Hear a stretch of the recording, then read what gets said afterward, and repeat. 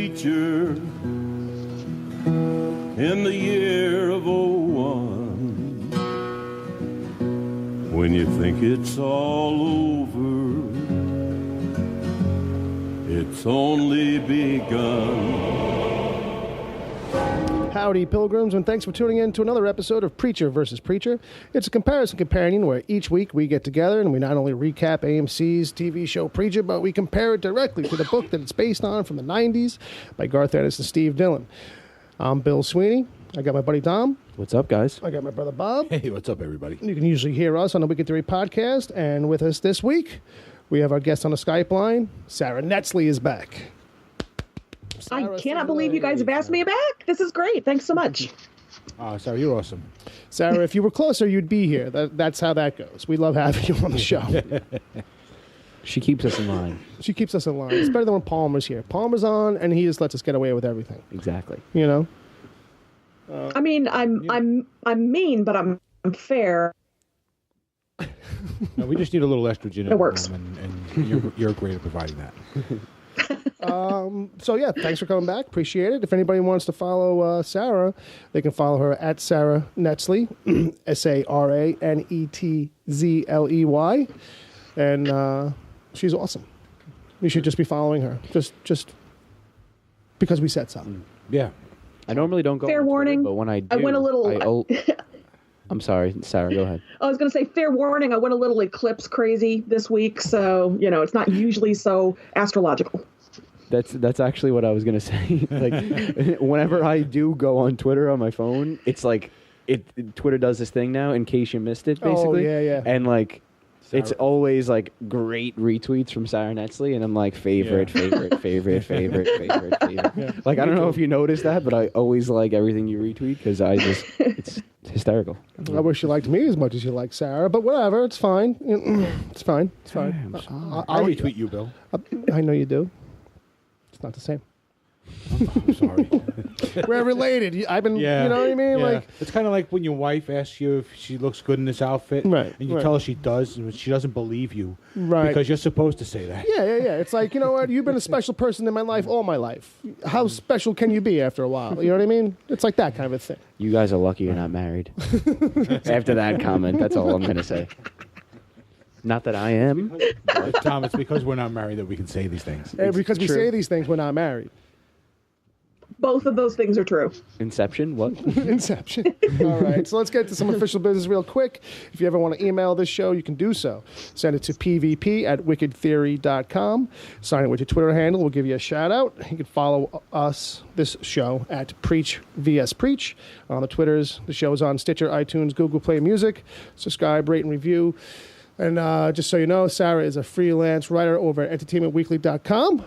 So you can take a look around there, find stuff that she's written, recaps for other shows and whatnots. Official. She's like a professional, but not like in like a naughty way, like legit. Right. Like legit. Right. Not like us just making it up. We're going to talk. I mean, where? We're going to talk about some professionals a little bit here. So different kind of professionals. What's funny was that in my head, I was about to make that some kind of connection there, and I was like, I think I'm going to fuck that up. I'm going to leave that alone. I'm going to make it wrong. I'm going to do it wrong somehow. Well, Sarah is a professional, not a professional. Yeah. If you say it like you're from the city, it feels different. Professional. Right? Yeah, she's a professional. I'm a professional. Right. Don't ask me what I do. I'm a professional. It means you're a killer. It means you murder people for money. I told you. All right. So just a reminder for people that since we do recap the show, that's nice and cool if that's why you're here, but we also kind of give spoilers away for the books. Our stance is that you've read the books by now, because we were telling people all during season 1, go read the books. We did spoilers and stuff like that, but now we just kind of go full steam ahead, and we theorize and all that as we go along, recapping the episode. Criticize. And we realize you probably don't need to read the books to watch this show. Yeah, well now you do. It's getting there. Actually, it's getting there. That Bell's getting a workout, right, Bob? Yes, it is. And so it begins. But that's also, a reason for us even starting the show. Right. From the jump was that we really loved the comic, and we were just really excited about the show coming. Yeah. And we were wanted impatient. to compare the two. We'll just say that we were kind of impatient during season 1. Hey, Bill was waiting for like Well, no, I think- 20 years. I only had to wait like 2. Right, I that's mean, true. Yeah. Bill was like reading it when it was coming out every week Bob back too. in the Yeah. 90s. I wasn't even like a thought yet at that point. No, your parents weren't even Thanks having for the thoughts about you. reminder. Yeah. I don't think I was. I don't think I was born when No, the you issue weren't. 1 was What out. year are you born? 96. 96. Yeah, no. Just turned 21. Oh my God, 1996? Ugh. Sarah, You're I a just told baby. you off mic. I just told you I'm graduating this year. He's pre-millennial. I didn't do the math. That's I I graduated from high time, school in so. '95. I'm ancient. Oh my God, Oh, God. Sarah, you graduated in 95. I graduated in 85. I did. I didn't technically graduate, so there you go. I didn't either, but thanks. Great segue. And with that, so that, Now we're that's all right. sad. Right. So now that we've heard the bell, the point of the bell this season is to kind of just let you know when those moments do come up that come from the book, and that's basically it for the setup. Yeah. I think so. I So- think that's it. Basically, at this point, we're going to tell you to fuck off if you haven't read the comic, but in a nice way because we want you to read them. What is the and nice come way to back. say "fuck off"? Just Well, out of curiosity. look. I'm from New York City. Right. That is our nice way. I own a shirt. I own a shirt that says "fuck you, you fucking fuck," Right. and right. you've seen it. I have one too. So The great thing is that someone, brother Dave, actually got that for me while he was in the city. He's like, I saw this one and just thought of you. that's basically how instantly. I purchased mine. And I'm like, that's how I talk. Yeah. So welcome to the city, folks. This is how a bunch of fuck, city. fuck, fuckity, This is fuck, how fuck. you know. Bunch of that's- city folks Well, we- talking about a country. well, we bring Bunch of it- country folks. Well, we bring in Sarah to kind of break down the difference. Not that she's country or anything like that, No. but she's definitely not New York City. You know, that's a safe. Definitely not. Definitely not. Not to give away her location, but it's longitude 30.012. But she helps us offset a little bit. Besides just being the one lady that's trapped in a room with us. And then, that's the female quotient. It's true. Yeah. It's all true. Yeah. So let's open this one up with... But she can hang with the gang, so. oh, she that's why does. she's She does. Let's find out how she hung with this cold open for episode 10 for this season. This is Seth Rogen's favorite episode, the one that he wanted to make so bad that before the season got kicked off, he was like, episode 10. Like when people asked him, what's your favorite episode this season? He's like, episode 10. Episode 10, episode 10. And looking back, we should have realized why. Yeah, we should have just from the jump been like, oh my God, we're getting what we got. we're getting Humperdoo. But anyway, why don't you go ahead and let's kick it off. tell everybody what happens? Okay, so this one opens up with there's a love-making session going on. A little bit of sex. A little bit of sex. Don't know who it is. You said Humperdoo, so I had That's to- true. That's true. That's true. It was Little- late. it was a little delayed. It was It was a late. little That's why it was a delayed. light one. I didn't want it to go over you. I think you were just past the window on it. We're Yeah, gonna have to. that's why We're gonna I have was to just say like- there's a window. Yeah. All right. So this one opens up with some lovemaking. A little gets a little funky with it. Energetic. Some positions. Acrobatic. And hey, Yes, that's a good term for it. Flexible. before we go Bendy. any further on that, Yeah. I want to ask, did anyone else think possibly that we were watching Genesis's parents? Because No. that's what I thought at first glance when I saw that, because that's really the Oh, only. because we were talking about the outlines. Well, no, it's really just because from the comic the only real intense like Sex- sex scenes that we see are either besides Tulip just- and Jesse or You know. Genesis Right. and Genesis- Genesis's parents, I should Right. say. But no, I knew yeah. that they wouldn't on the show Probably. for feasible reasons wouldn't be able to show an angel and demon You think, fucking. you think that's not in the budget? So no, I mean not. So like the silhouettes on the wall, you were thinking might have been like demons. Well, not even just that. Like the actual, like maybe they were an angel and a demon in Human a human form. form. You know what I mean? Okay. Right, right. Yeah, the yeah, show yeah. had stripped it back maybe a little bit, something Right. like that. Right. I got you. Who were they? Who were they, Bill? Well, I called it in my own head right from the beginning, and then as soon as I saw all the candles and the pottery, I was like, "Wow, this is a giveaway for me." But yeah, it turns out about halfway through it, we find out it's Jesus, and the whole thing is really played very modern in conversation, where it's like that's part of the joke a little bit, like they're having this kind of back and forth where it's very modern relationship hookup kind of thing, like, oh, I've never done this before, and she's like, yeah, come on, I'm sure you see that to all the girls, and Right. you know, it's a lot of that. But the funny part about that, though, and I love that he said that, Because it's like he was probably being honest, and he probably hasn't done it before, but he's that good because he's fucking God. Well, here's the thing. He's God, so On the his rewatch- fucking his game is A1. I mean, even if he was a virgin, It goes prior to both that. ways, but when he goes out to like the window and he looks outside and he talks about like, I never noticed the trees before. I think it's supposed to be this thing where like if a regular person has sex, you have this like supposedly it's a joke kind of, but it's that thing like, oh, the world is different now. I see everything as it's supposed to be. I'm no longer a virgin. Like for him, maybe that's magnified in a way where it's like, you know, he's Jesus. So it's like, you know. Now the olive trees, he sees them for what they are, and they seem just that much more beautiful because he's lost his virginity. It's like seeing the Matrix now for him. He's like Neo. You know what I mean? You can see the trees In a breathing. way, he was Neo. Basically, he's the original Neo. So, just to So set this all here's up, what I'm going to say. Yeah. Here's what I'm going to say about our Lord and Savior Jesus Christ. Sex columnist Dan Savage writes the Savage Love column, and he says the best partner is GGG, good, giving, and game. He's good, he gives and receives, and he's game for anything. I'm saying our Lord and Savior, good, giving, and game. High five, Jesus. High five a million angels. He sacrificed for you, so you know he's gonna sacrifice. Yeah. And you know, look, it's not what anybody expected, but when you think about it, it makes sense. He's gentle. He's going to be a gentle lover, you know. I also love that he had a real Owen Wilson vibe. Was it just the nose, or was it the giant Adam's apple? I thought it was the lead singer from All American Rejects when I first saw him. To be It honest. is. No, but it is. Oh, is it really? Yeah. That's the lead singer from All American Rejects, and the song "Dirty Little Secret" is played throughout the episode, and it's the name of the episode. Oh, I guess I missed that. Look Yeah, at me. look at that. I guess- you weren't imagining that. No, I guess not. You weren't imagining Wow. that. I guess I got to watch the episode twice. I was wondering where I was going to end up segueing that in because I didn't put it in anywhere in the notes, but I caught all that from everybody who's a fan of them being like, "Oh my God, it's Tyson!" So I'm like, I guess that's his name. Okay. And he must be famous for something else. So then it became obvious. And he looks like a humperdew. Oh, but it's the same guy. Yeah, it's the same guy. Yeah. I noticed that. Yeah. So so just to wrap up this scene real quick. I also... Yeah, go ahead.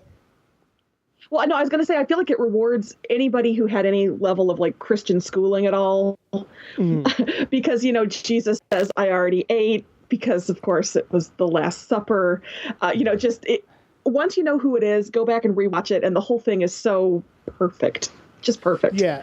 It's really set up so that it's the night before his crucifixion. Right. No, You know? I got that vibe. Yeah, You know what I mean? yeah. I had gotten that vibe at least. But Yeah. I should have... This was like probably the first episode of the season that I didn't rewatch But before the show. And yeah, so even so when he opens up the door, because he can hear the guys outside basically, or he goes to leave, but either way he opens up the door and like all the disciples are out there, like all like your bros. It's like a scene from Porky's or something where everybody's like at the door listening almost. And a few things are exchanged real quick, like, hey, you know, like, what are you doing? We thought you were going to be somewhere. And he was like, no, well, like, you know, you guys were all passed out drunk, so I came here to help this poor sick woman. And then she like does Yeah. a little cough. Right. Not even that dramatic. But yeah. So and it's like you know, we got to go. Judas has got the getaway donkeys, and you know, which I'm sure ties into something else on biblical history level that happened that night. A lot of blasphemy in this episode, A little bit. depending on who you ask. Well, that's the way Seth Rogen likes to roll. You know, that's the way Garth Ennis likes to roll. That's the way the book rolls. Yep. So turns out there's a guy, Thaddeus. We catch his name later on, but he catches wind of the vibe here in this room and pretty much figures out that Jesus definitely banged this chick. Definitely had some, you know, some. Intercourse. Yes, there you go. That's a fair word. I was going to try and find something cute and funny to say. Some holy nookie or something like that. Divine intercourse. Divine. See, this is why we have This is Sarah why, on. this is why professional, folks, professional. But So, not a professional. Freelance true. writer for Entertainment Weekly. There you go. So that's kind of like really what happens here. It's a crazy fun scene. So Sarah, we don't really know like how deep you roll on a religious end, and not to get too specific, but this didn't. I mean, you've read the books, so even though this isn't really what happens in the book, we don't see this. This didn't like rub you the wrong way in any way, did it? Oh, no. I mean, I this is heavily implied in the book of the existence of Humperdoo. So seeing this was hilarious. I come from 10 years of Lutheran schooling, so this was well written, well done, very funny. Yeah. I mean, I'm praying for Seth Rogen's soul right now, but other than that, it's fine. Yeah, I mean, even myself, I went to Catholic school my whole life, all the way from preschool to high school, and going into the book, when I had first picked it up, it was something that I had thought about, but all the quote-unquote blasphemy that occurs throughout the book, it's all like, if you're any body of reason, if you have any logic within your brain, regardless of whether or not you're really religious, it's really not that blasphemous. It's really not. Like the fact that Jesus' ancestor that has been preserved for 2,000 years straight through incest is not the brightest bulb on the tree, to say the least, is kind of, it makes sense. Just we know how that stuff works. Right. And it's one of those things, too, where it's like, even as far as they know, their record keeping, we don't really know if it's his kid either. Like, they could have just been, preserving a bloodline. This is the Grail, though. Trust me, I understand. Yeah, but Thaddeus, sometimes history, things get lost and claimed to be something that they're not. Yeah, but Thaddeus is a prehistory kind of guy. I mean, he's not exactly necessarily the smartest bulb in the bunch. Sure. And his skill set and his tool sets are kind of limited at this time in history. So, right. You could.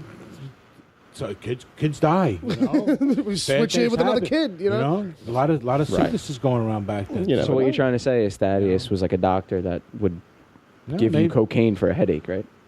No, I'm saying that. I'm saying babies die, and then you go, oh shit, what do we do now? We got everybody thinking this is his kid. We need another kid. Quick, get another baby. Like it's like a hamster when a hamster dies. And we'll just follow that bloodline. And no one will know the difference. Gotcha. That would be an interesting. Especially since it'll be retarded by about the 4th generation. Yeah. And we're going to go into about 400 generations. It should have basically been a stump by this point. But well, they tried, though. Did you see the beard growing across his face? Yeah. So let's jump back into it, because we switch scenes at this point, and we go back to Jesse and Star at the bar, which is where last episode left off. Yeah, very interesting. And basically, it's coming down to this conversation where Jesse wants to know, like, you know where God is. I don't know where God is, but I've got a lot of resources. He takes out these binders. He explains it a little bit more as he's talking. Jesse whacks him right in the face with a binder, knocks him off the stool. Great. Which is a great, swing out of nowhere. Well, to be fair, Jesse does not care for spreadsheets and pie charts, so... Yeah, he's not really a pie charts type of guy, I think is what Star says to him. No, that's Jesse that says to Star. Right, He's right. like cut it out with the pie charts and fucking spreadsheets. So then... I wish he said fucking, but he didn't. Damn it. Fucking spreadsheets. So Jesse whacks him with the binder, and then he asks him with the word if he, where's God, but Star really doesn't know.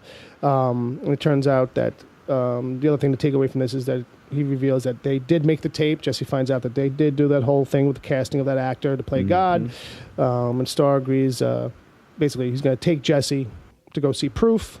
He's forced. Yeah. Technically, through the word. He's like, well, the only way I can do it is to show you, basically come with me. It's not really about showing him Humperdoo yet. He's just going to introduce him to some people. But he's got to wear the hood. Right. So they get in the car, they put the hood on, and we cut scene to Tulip. Not from the book. Doesn't get a book. Doesn't get. She's waking from another nightmare about the Saint of Killers. So there's a little bit more of that. Can I tell you the brainstorm that I had about Tulip?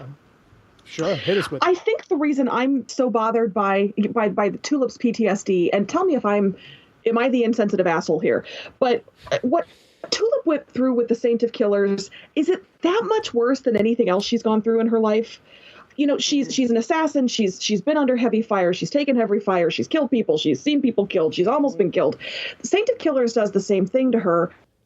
Is it that much worse than anything else that she's through? I feel like that's why I'm so frustrated with her, because this is another attempt on your life, Tulip. Get over it. Somebody defend Tulip here for me. No, you're I can defend it. I can defend it, but I was. But Bob had a point, so I'll let him jump in.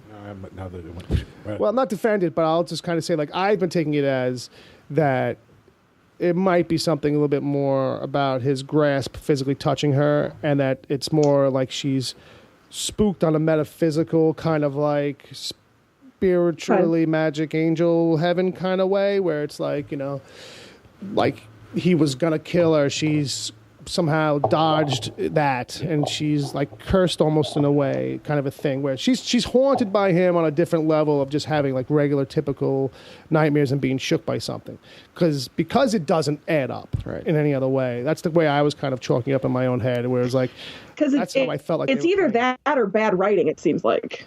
I think it's. This is where I was going to come in and say I think it's a mixture of both. Like I think they're doing a poor job of. I think Bill's right. I think that is the case, and I think it might get explained away later on when this whole thing gets resolved.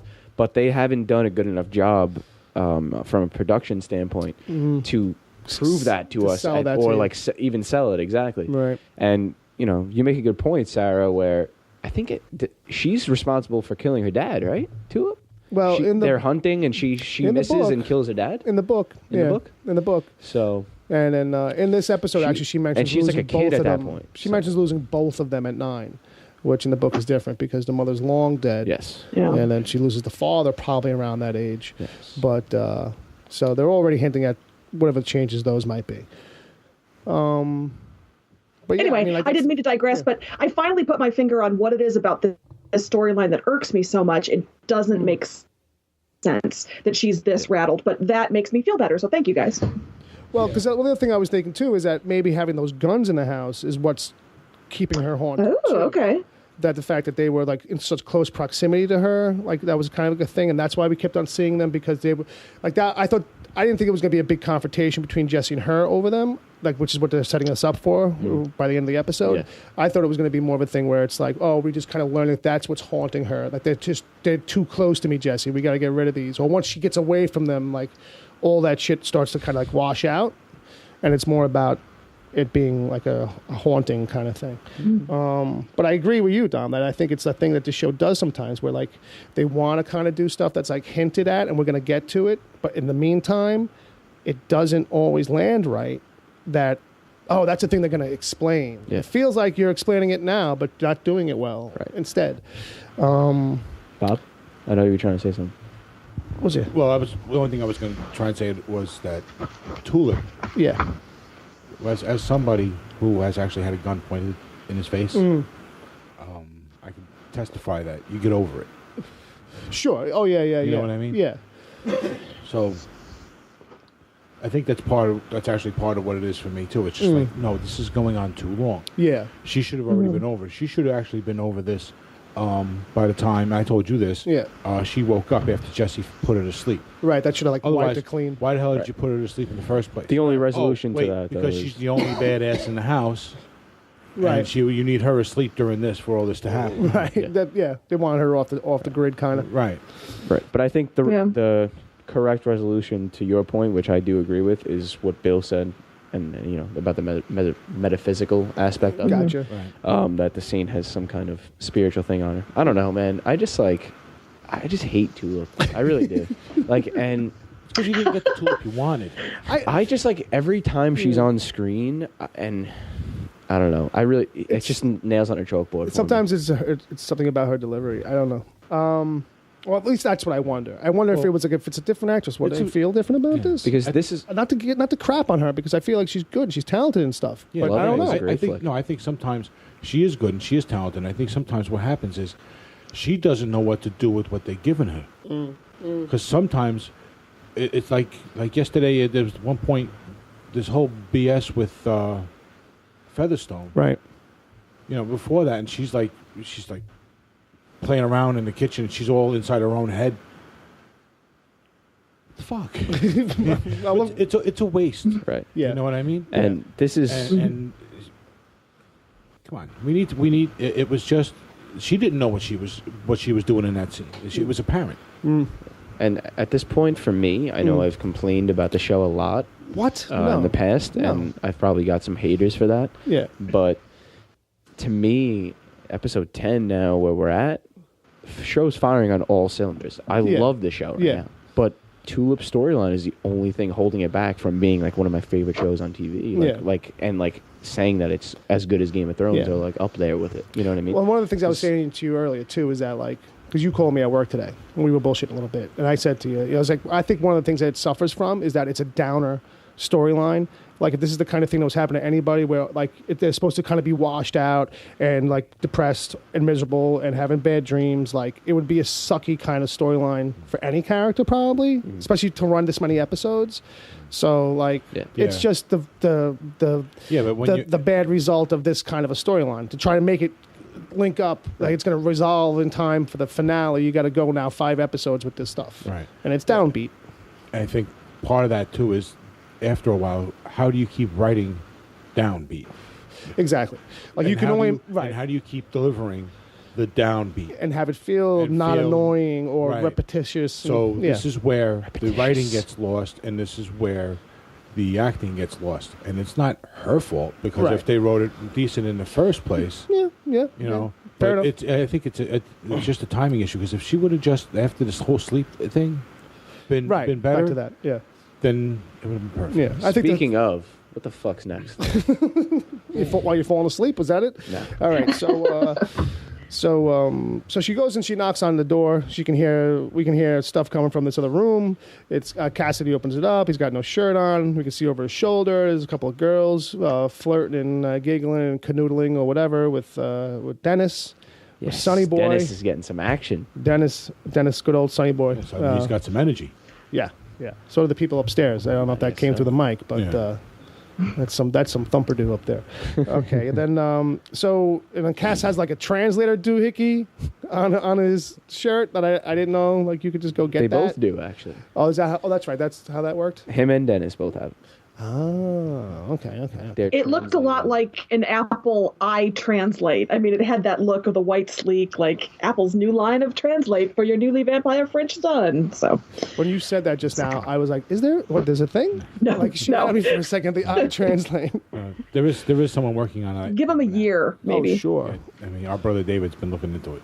Yeah, fair enough. Wow. So, it's true. So she's asking where Jesse is. Cassidy doesn't know. He's been fooling around, trying to show his son a good time. He's having a blast. And then just as they're talking, another girl comes walking through. Tulip says, "You know what?" He's like, "Why don't you go make breakfast?" And she's like, "Yeah, I'll go make breakfast." And all anybody can hear is the entire audience screaming, "No! Don't let her cook." Which is proven, because in the next scene, when we come back from commercials, she's being all weird by the stove. She's a little spacey. And Jenny comes by, which is Featherstone, so we're going to call her Jenny Stone. She comes knocking, looking for the gun. We cut real quick. Hoover's like in the other room, the apartment, eating cereal still. Right. That's all he does. I think it's Blueberry. Right. Yeah. He's eating Blueberry, and he's watching the monitor. Right. And then they have a little exchange. She's looking for the gun back. Basically, that's her excuse to come by. Thank you for letting me borrow it. I had to shoot it once. Tulip offers to pay for the bullet, which is nice. Which I think is like what, $2? Let me give you 25 cents for a bullet. Yeah, I don't know how much they cost down here, but I think I got that covered. And then. So Tulip is starting to make pancakes during all this, and she's just cracking eggs, but dropping all the shells into the bowl as she's doing it. Which is consistent with the thinking of that she learned how to cook when she was a child, because the kid would be like, fuck it, bang. I guess we put bang, that in too. I guess fuck it. I dropped one in, I might as well just do it. I'm making crunchy cakes. I'm making crunchy cakes today. It's protein. Good for fiber, you guys. Exactly. So you don't know which way to read that is what it comes down to. Is that her just doing her normal cooking, or is she not, like, or is she in a space in her head? Like, you know what I mean? Like, which way does that go? That's her normal cooking. That's her normal cooking. I think it's a clever way of blurring the line. Clever writing on Preacher? What? I mean, what? I think it's just a clever way of them to wink at both aspects of it. Yeah. So she drops one. Jenny is scooping up egg off the floor. Which happened very easily, by the way. There was no stick, nothing. Like, there was no liquid left on the floor. She managed to get that. I didn't think she was going to get all that. Like, she gets the shell, and then she goes to scoop it off the floor, and she gets it up. She does. She gets up most of it. I'm like, either they made a great fake egg, like to put down there. That's a neat trick. Or she just got it all by the tail. Hey, and she all works that. for the Grail, so anything's possible. They trained her in this. I guess egg so. scooping. I guess so. Miracle working 101. Very good. That is a miracle. So Tulip starts tearing up a little bit. And with that, we move on to the next scene, which is just real quick. Jesse at the Grail now, at Air Star's offices, trying to get through the metal detector, back and forth a little bit. We get a little reminder that he carries the bullet with him.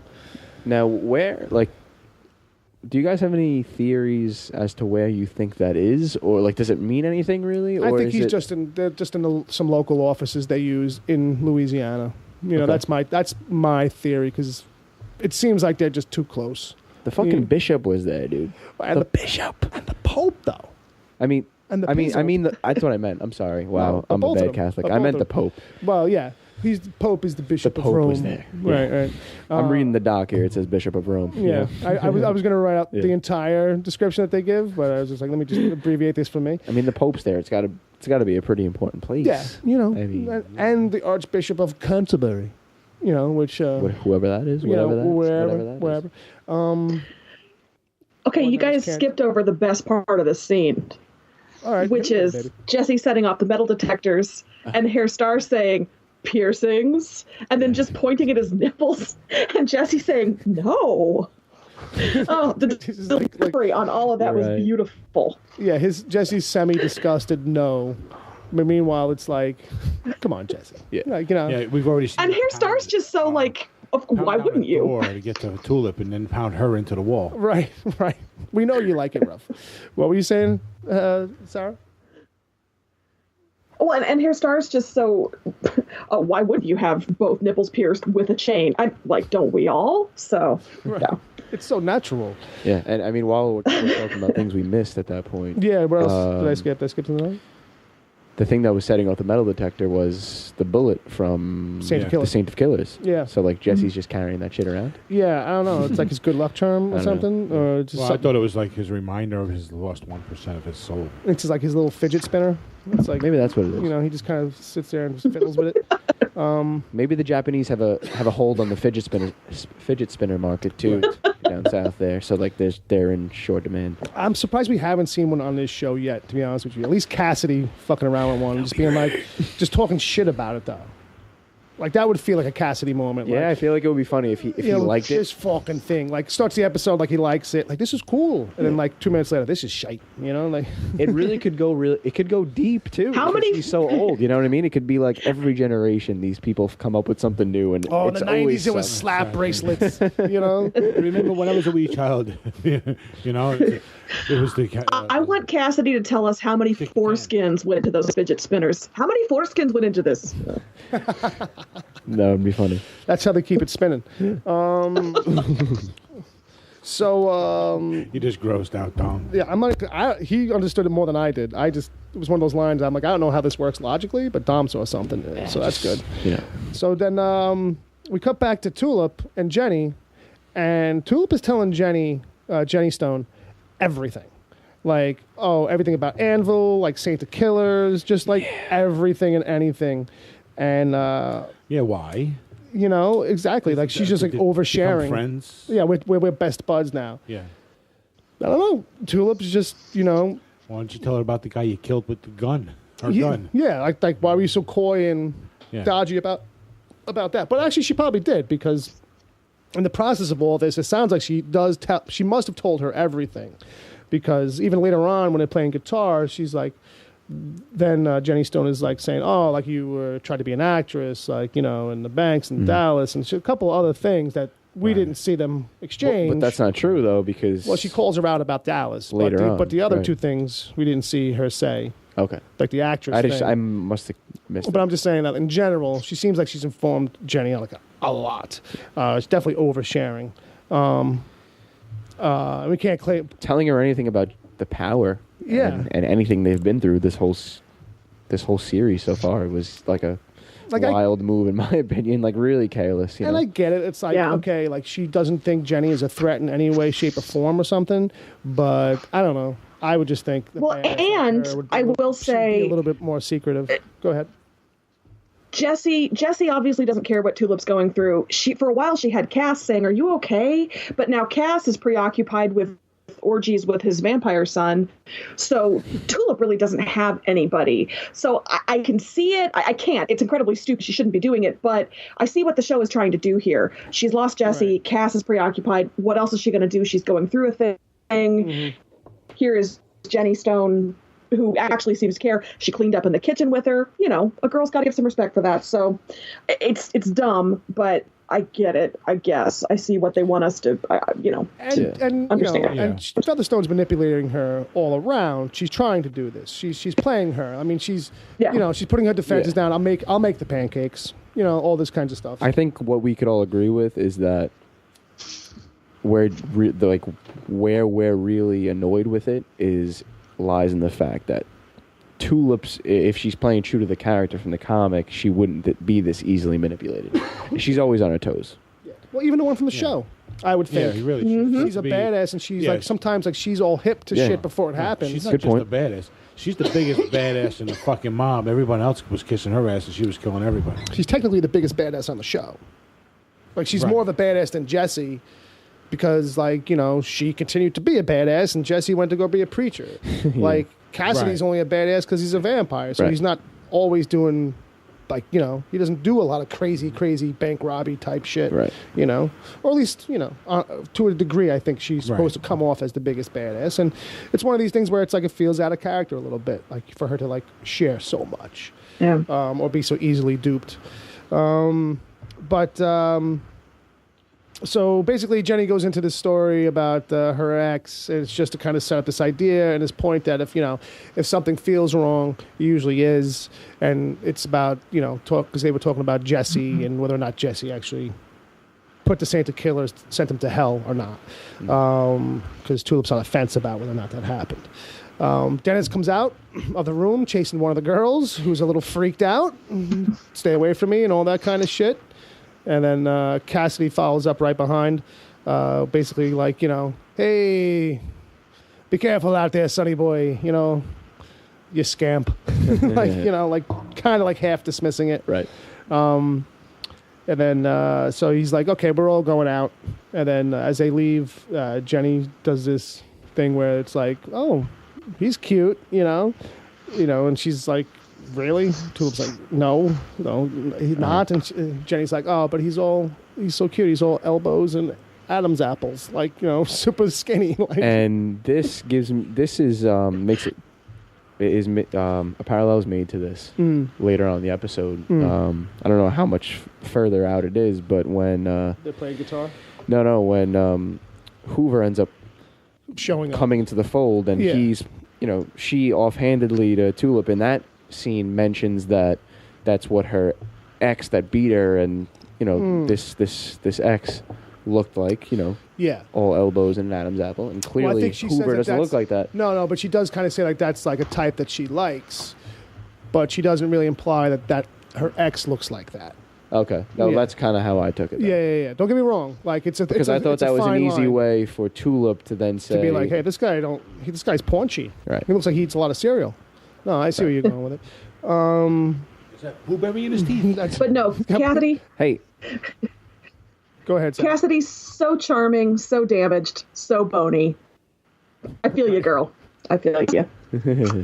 Some girls are into that, They see a lanky guy, they think that implies something. All right. Just saying. That's what that guy has the best phone numbers in his phone. I guess that's why Jesus was having so much fun in the beginning of the episode. That's why the ladies liked him. All right, so that's kind of where that ends. We jump back to Star's office, and then neither of those holy rollers know where God is, and they actually tell conflicting stories of what they think is going on.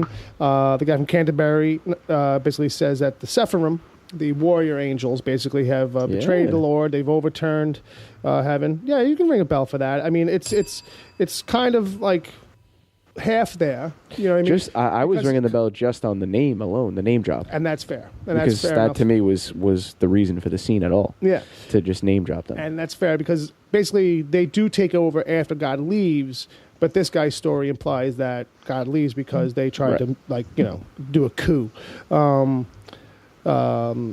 So then the Pope is like, literally says, "Give me a break," like under his breath. He rolls his eyes like really hard. There was no coup. Basically, the dinosaurs failed God, and now people have too. So God's now going on some other plan, which is going to be great. Those people are going to be like 10 feet tall and like all this other... which is like a huge change from the comic, obviously. Right. Mm-hmm. Which is just... Do you think this is going to... No, I think it's just an idea where them showing that both of these guys don't know what's going on. And so don't take either one of their... Like, those are misdirects, if anything, for non-book readers or something. Like, that's stuff for them to kind of mull about in their own head. Like, could either one of those guys be right? For the main audience, it's never really going to apply. Yeah, and it makes more sense from a storytelling standpoint because this interpretation of it gives God a reason for leaving. Right. In the book, it's kind of one of the plot holes. It's like, did he just leave because he's a dick? Like, Steve Dillon, Garth Ennis never really... I should say, never really spell it out. Well, they point only to that once Genesis is conceived, that's when Genesis escapes. Right, but that's it's when he leaves. It's played weak though because he's scared, and it's like God's scared. I mean, come on, Well, that's the thing, He created a thing that he didn't know he could create. I guess the offspring of an angel and a demon. That's it's a little scary. So anyway, the Pope mentions the boy offhandedly, and that's when Astar's like, "Okay, we're done here." But Jesse's like, "Okay, what's this about a boy?" And he's like, there's no boy, and he's like, "Tell me." And I need like an effects box for that. I really want an effects board, so every time I can do the word here, for a little bit of an effect. I can talk to the guys over at the music store. Let's work on that. Get a little auto tune. Put it through a wah-wah pedal or something. So he's like, "Tell me, who is a boy?" And he's like, "It's the Messiah," basically. So on that's where that scene ends. We jump now to Jesus's booty call, and it's like 9 months later. Basically, she's given birth. 2,000 years in the past. Yep, and it's basically the proto Grail. In their earliest incarnation, are there, and they take the baby. So it's Thaddeus, and everybody in there happens to be wearing some version of red and white, which is Cro-Magnon Grail. Cro-Magnon. Which you could ring the bell on that, Bob, because he told me to ring the bell, so I'm just going to ring the bell. I later on, much later on in the comic, I want to say maybe even in like the last 5 or 6 issues. Star has a meeting out in the middle of nowhere, probably in Jerusalem or something like this, where he meets with all these old time Grail guys, at a big sit down, a little table, right? And he kills them all. I think so. And they're all wearing cloaks and everything. Sarah, do you remember that? Does that ring a bell? Sarah? I don't remember that, but that sounds like something Hairstar would do. I'm 100% certain that it happens. I just don't remember how Grail related they were. I can't picture something like that. That there's he takes out some room full of like higher ups. Yeah. On some level. That were in a cave with. Like, okay. I think I remember that. Yeah, that does. Okay, yes, that does ring a bell. Definitely happened. I do know it happened. I'm sorry, someone said ring a bell? No. I said, did it ring a bell? I did. And she said ring a bell. Yeah, somebody said, but they didn't. Okay, never mind. All right. So anyway, the booty call is giving birth.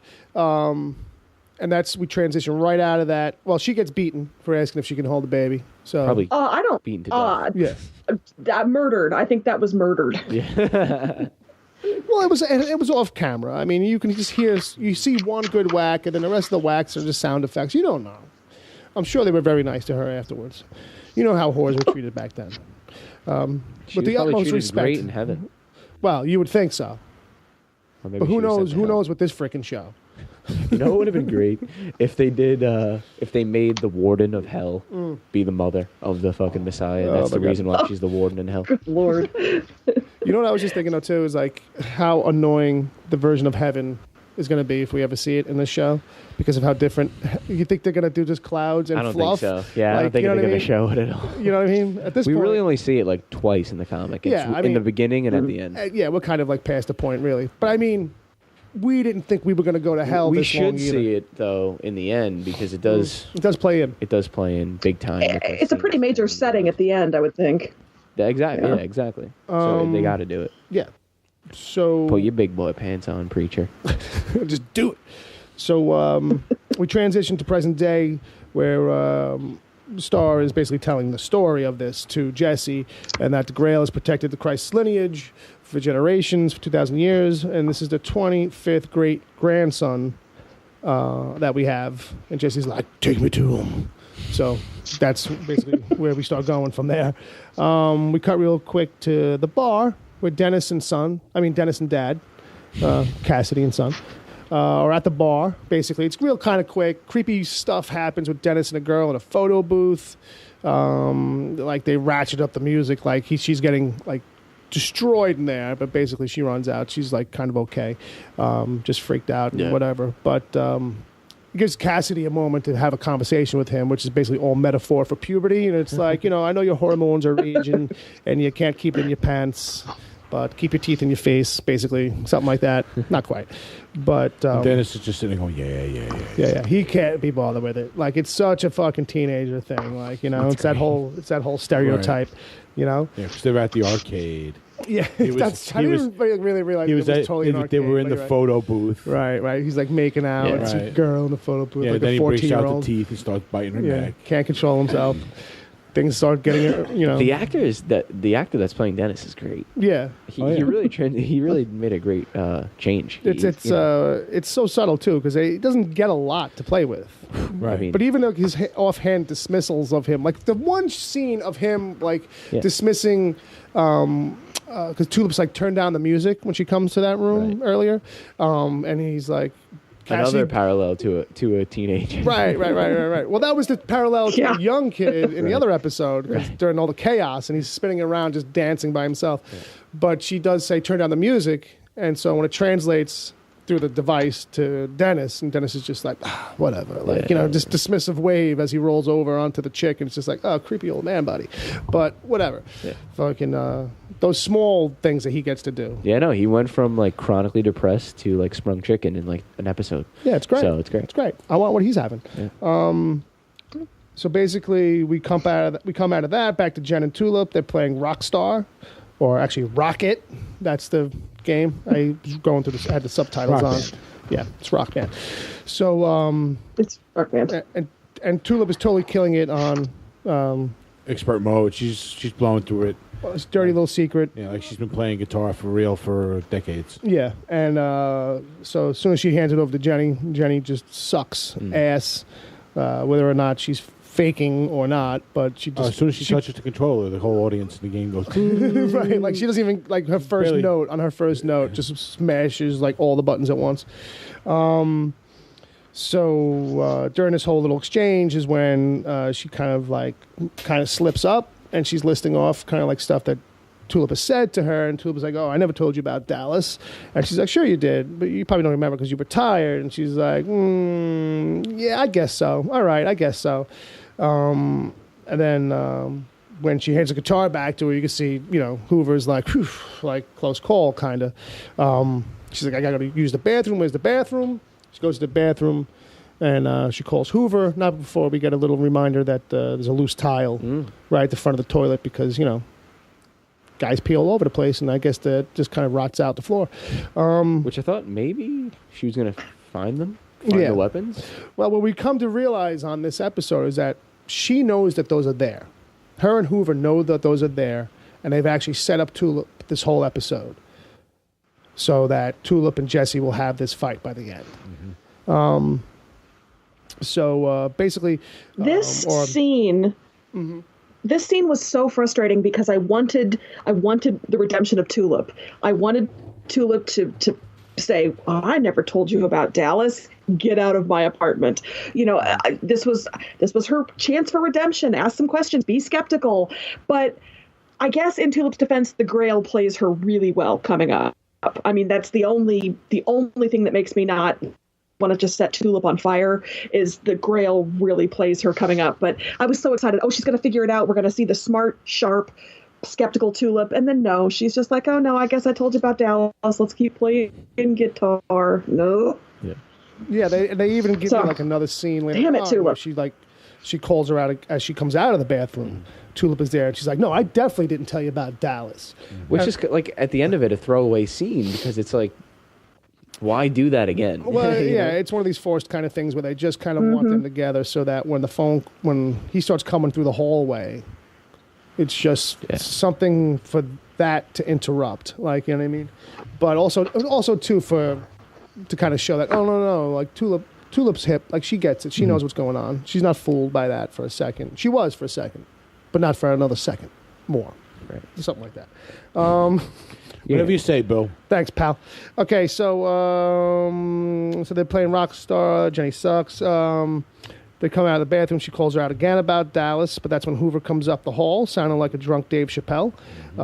Remember, now, he was watching the whole thing on the monitor, so he probably noticed that Tulip was figuring things out as they started arguing again. Yeah. And started playing the drunk in the hallway. Yeah, well, she calls him, and she's like, I need your help. You know what I mean? And then they cut away, so we don't know exactly at first what she tells him to do, but then he starts going up the hole, acting old, drunk, and abusive. He basically smacks her right in the face, and then that's when Tulip comes out of nowhere and smashes the guitar to bits over the back of his head. Can I just take a second? Sure. Have you ever picked up a Rock Band guitar? Those things weigh like ounces. They're all plastic. The worst thing he's going to get is a scratch from the cracked plastic. That does not seem like a good weapon. Right. Yeah, it'd be more like getting hit with a wiffle ball bat. Yeah. You know? Sting like hell. Yeah. That's what I was thinking, too. It's definitely going to have like some scratches, maybe some cuts from the plastic jabbing him up and stuff, but it's like, it's dramatic. I'm sure it would shatter into a million pieces like that. Well, if you swing it and you hit somebody out, like on the edge? On the edge. Yeah, that could still pretty well. That would hurt like hell. Yeah. It might break, but it might not shatter. Yeah. And it would hurt like hell. It would give at the neck real easy. But hitting somebody with it like the flat, it's going to be like getting a big ass slap on the back. Yeah, yeah. It's going to sting like fuck, and it probably won't break. And if that didn't hurt him, all the stomping did, because it turned into a little stomp fest real quick once he went down. And even Featherstone got one or two in there for extra emphasis. That he looks up at her real quick, like, "Hey!" And she gives him another hard one real quick. Okay, they stomp him out. And then, for whatever reason, my note in here is that she mentions like, you know, they have this moment afterwards, and she's like, oh, by the way, there's a tile that's broken in your bathroom, trying to get her, like, in there to go look, like, basically. And she's like, oh, yeah, that's been like that for a while. She's like, you should fix it. You're good at fixing things. And she's like, yeah, I am. And then we cut to the next scene. It's the big one. Star and Jesse are on another trip. This time, and another hood. This time, they go from the truck to a plane to a train to an unnamed place that we know must be Masada. Yes. From the books.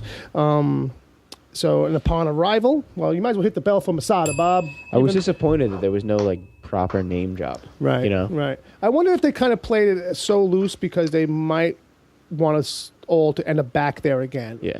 And they did kind of give us, they did kind of spell it out that we were in Europe, the way like that fast like sequence happens of like all the different modes of transportation they're taking. Like you could just see in the background that it's definitely Europe. It's definitely not the United States. Yeah. I mean, it the could way be, the street signs and everything. It could be like Jersey. It could be somewhere in Jersey. No, trust me. If if you've been on a train and that looked really clean. No offense to New Jersey.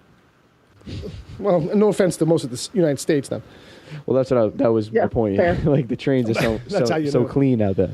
So they definitely upon arrival, the All Father name gets dropped, which is interesting because they weren't expected. But Airstar is like, "Well, take me to him. Is he having visitors today?" And the voice tells him, "Fat ass." When basically, the voice tells him, like, yeah, he's seeing people. He's in a good mood today. So Jesse gets ushered into a candlelit room. The hood gets pulled off him. And Airstar says, here, meet the Christ child. And, you know. He doesn't seem that excited to say that. Yeah, the Christ child. I wonder why. So it's the Messiah. He rises. Jesse kneels. He starts talking like, I just want to know, if I'm on the right path, and if all I want to do is serve you, and all this kind of stuff, and I don't even know what to call you. And that's when Aristotle says, we call him Humperdew. And that's when Humperdew starts peeing on Jesse's face, basically. Both of which are basically in the book. Yep. So with that, he likes you. That's what Star says. Oh, that's a good sign. Jesse basically during that scene looks at his doodle book and sees that it's kind of filled with puppies, Dalmatian puppies. Is that the wink from the earth? Like this is what I'm thinking. That's what a lot of people are thinking. Okay. All right. Cool. That seems like it's Dalmatian puppies. Is that a hint? Is that the only hint that Jesse could have gleaned from all that? That it was the God in a Dalmatian suit, maybe in the earlier episode. Is it a misdirect? I don't know. But the scene wraps up real quick with Hairstar saying he's in one of his agitated states. We should be leaving before he discharges. Basically, that's when Humperdew is grinding his leg. Doing his due. And then Jesse whips him around, uses the word on him, and asks him, "Where's God?" In his best Batman impression. And then Humperdew basically starts wailing. So before we move on, maybe we should stop and digest this for a second. Yeah. I mean, Sarah, why was he so... why did that particular sentence, or command, rather, trigger him so badly? Any thoughts? Oh my God. Is there an answer you're looking for here? Because I don't know. Okay. Does anybody think they have an answer to that? I don't know. Because that was what I took out of it, was that him being asked that was what, like, something in his divine, his feeble brain, in his divineness, if that's a word, sure. and divinity. Divinity. That would, if divineness is not divinity. Yeah, I don't know. Divinity. Okay, in all of his divinity. Mm-hmm.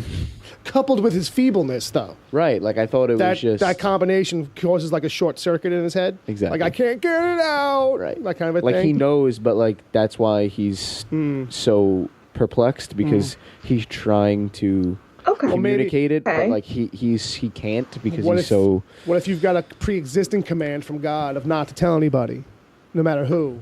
And they're not. God's not Apple. All right. No one I was going to go terms of service agreement. Sorry, say again, Sarah. Like he's RoboCop, and he can't go against Command 4 or whatever that is that you can't. Prime directives. I kind of wondered if it was just that Humperdew is not used to people asking him things, making him do things. He probably pretty much does what he wants. So if somebody directly asking him something that he couldn't ignore, he was just like, "What is happening?" And it made him get even more agitated than when you're humping Hairstar, which ask me. Like, You're making me think. Oh my God. Yeah, that's probably more accurate. Too much responsibility. I was probably reading a little too much into it. No, I like. But that's like your thought though too, that it fights divine wiring somehow. That's the impression that I kind of got in my head, that either it was like that, literally, like the divine wiring gets all jammed up because of it somehow, or just that his feebleness alone gets, It's probably, if that's what it is, it's like they knew it could go either way in interpretation, probably. So it's open. It's open in that. Does he really know? Does he not know? Right. It's a safe out. Well, that was the thing. I was not only expecting, but kind of hoping that Star would say like something like, "Yeah, you can't use that on him," or some shit like that. Because, but this is all new for Star. It's not back on him. He's an idiot. Yeah, perhaps he's too dumb for that. Yeah. So we cut back. Well, one of the things that I thought was interesting about it is that like he's not really named in the books. He's just often referred to as Messiah or the boy, and Humperdew is just the thing he says. And in here, like, they just kind of make it easier for everybody. It's like, well, we have to kind of give him a name in a script and all that. They downplayed it. Yeah, they downplayed it a little bit, but I understand. I Humperdew. Like, so he's gonna be doing it. Right. We didn't shy away from it too hard. Oh, you think we're gonna see him again?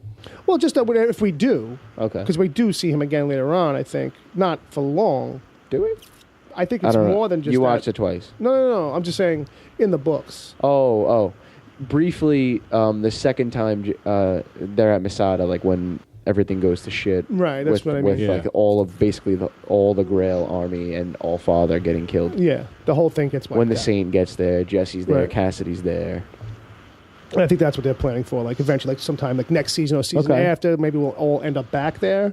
All right. You know, to kind of like clean up that mess. Maybe, and if that's the case, we better see him saying Humberdew while flinging poop. Oh, yeah. I think that's the only thing we were missing. I bet you it was a long talk in there about, like, so does he get peed on or does Jesse get poo flung on him? Like, you know? And I was like, well, the poo... Do we work both in there? You know what I mean? The pee can just kind of, like, be easily gotten rid of. The poo will just be on his shoulder or, like, you know, lingering... Continuity-wise, it's harder to keep track of. He'll have to get a new jacket. Yeah, you know. Although, unless we see them actually wash Jesse's clothes, which, if in theory, as far as we know, they never have. In theory, he could be going through the rest of the show with pee, divine urine on there you him. go. Oh, you think it's one of those things when it's like, he touched my hand. I'm not going to wash it. It could be. Could be. Maybe. He's a priest after all. He's a preacher. Jesse's going to get home and try to wring out his shirt. I can squeeze out some droplets. That's funny. Oh, you could at least maybe try to find him a match on that soulmatch.com thing that they got going on in this world. Now that he's got some genetic sample from him. All right, so that's a long way. Okay, so anyway, next scene is Tulip in the kitchen as Cassidy comes home with a brand new chest tattoo. Yeah. That I really couldn't make out what was going on besides it being a big bird. It said something on it, but I couldn't really make it out. I was wondering if this was like a nod to like Conor McGregor. I don't know. That was just like my thing. Does that look like his because tattoo? Like Irish dude, he's got like this big like flamboyant animal. He does, right? I think it's an ape that's on McGregor's chest. Okay. But like I don't know. It probably just reading too much into it again. But that's what made me think.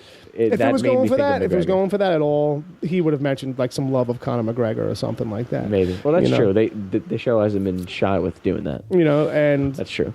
Why would they shy away from anything like that? You know. Yeah. So Cassidy got the chest tattoo, and he's like chuckling because Denis got Shemp from Three Stooges. Of all the Three Stooges to get, he gets the fourth. Like, you know what I mean? The one that's not a part of the original crew. The third cousin from the third nephew in, who was filling in on a Thursday. Basically. The guy who was there that day. I took Shemp really quickly. I took Shemp as a shout out. Sam Raimi in all of his movies talks about having a Shemp in your scenes and things like that. So it's a big Sam Raimi, Bruce Campbell, Evil Dead thing to have a Shemp. So in my heart of hearts, that's the Sam Raimi, Bruce Campbell thing just because I want it to be. I don't know that it is, but that's what I want it to be. Let's go with that. It works. It works, and I wouldn't put it past this show or the writer's room. Like, it's a multi-pronged kind of reference. Absolutely. So with that, Cassidy's like, what do you want to do? You want to just get stoned and play Rocket? And she's like, sure. Well, we only got drums. But because there's no more guitar. So we kind of like quick cut into Hoover and Featherstone's apartment, where they're watching this all via cameras. And Hoover's like, well, did she go for it? Well, I was trying, but then this guy comes along and basically wants her to play, rock games. Mm-hmm. So not yet.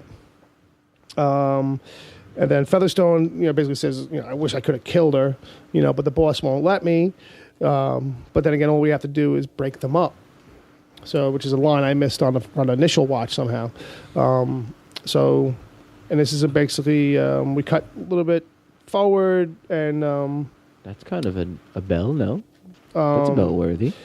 Yeah, that's the plan. That's the plan in the comic. Is to divide them up, and that's what happens. That's how Hoover ends up getting stuck on that beach because they end up catching back up with them after they've split up, and it's like a fuck you for doing that to us. Okay, I think the thing too, which is a difference from the book, is that like when there's a point either whether it's when Hairstar first meets Jesse, it's not Jesse, it's Cassidy.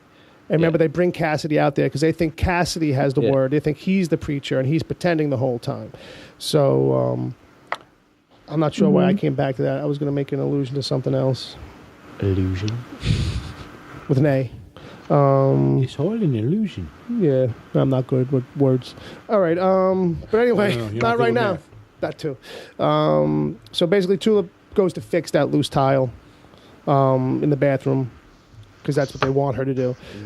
She finds the Saint Killer's stash basically under the floorboards, and then we kind of see the scene where she lays them out on the table, and she's basically waiting for Jesse to come home. So with that, we cut to Jesse and Star on the way back from that little trip. Star offers up that, I was sodomized the other night by 3 ruffians. That's not really important. Like, he realizes, like, halfway through describing it, like, why am I describing this to you? Like, I guess I didn't have to. The point is that I had a moment of clarity, and I realized that you should be the Messiah. You should be God, basically. With your power and my resources combined together, we can be Voltron or some shit. Like, we can be the greatest thing ever. That's from the book. Oh, not Voltron, no. No Voltron. Okay, fair enough. But yeah, that's his plan in the book. Like, the plan shifts and changes because he knows that, the Messiah is lacking. Cannot really be a leader of sorts. To say the least. Wouldn't want to hear a speech from that guy. When your beard runs sideways up into your eyebrow. You know what I mean? That's when you know. Yeah. That's a humper do. It sure is. It's a humper don't. So basically, Jesse passes on this whole thing. You like that one? Jesse's. That's a soft bell. I did. It was not a reference. It was a joke. But thank you. Jesse doesn't only decline. Mm-hmm. He's like personally insulted. Mm-hmm. Because he's like, how dare you? Right. Well, that's blasphemous to think that someone else can take over for God. It's mutiny. We saw Jesse's character, I think, in that moment when he didn't even think about it, because who among us wouldn't be like, I could be God. I think I'd rock that. Let's do. But Jesse's like, nope. And the other time we saw that this episode is when he's been the whole planes, trains, and automobiles thing across Europe, and he keeps the hood on the whole time. How long would it take you guys to use Genesis to be like, get this fucking thing off of me, right? And Jesse doesn't. He plays along. He's a good guy about it. There just were a couple of moments where you kind of see Jesse's innate morality and his kind of goodness. I thought he's kind of a shit at different times throughout this whole series, but tonight I just heard the episode this week I thought really kind of demonstrated that he is a decent guy. He might make bad decisions, but at his heart, he's moral. He's got a moral compass. He's trying to do the best in a world gone mad. So I did. Someone did point out that the driver on the way back, like, you can see his head and you can see that he's got headphones in. So whether or not that's just whether or not that's to cancel out anything Jesse might do, or just in general where it's like, well, we're going to be talking top secret stuff. You should be put in headphones. Right. One way or the other. It did seem like a bit of detail that they didn't let go. Like, unnoticed. I didn't even notice it. Yeah, I was surprised too. And I think whoever tweeted it, Dave Bass, was like, hey, good one. Yeah, we caught that. Like, he immediately was like taking credit for it. In the nicest way possible. So basically, Aristar is like, you could use me, you could use a friend. And he's like, I got friends. And he's like, yeah, really? He's like, yeah, I do. And he's like, he looks over and he's like that guy, basically? And you see Denis walking up, like Larry Leisure suit, and just basically got blood on half his face, half his clothes, and just like he's just like, c'est la vie, que ça la sera, and any other French thing, c'est la guerre, I don't know.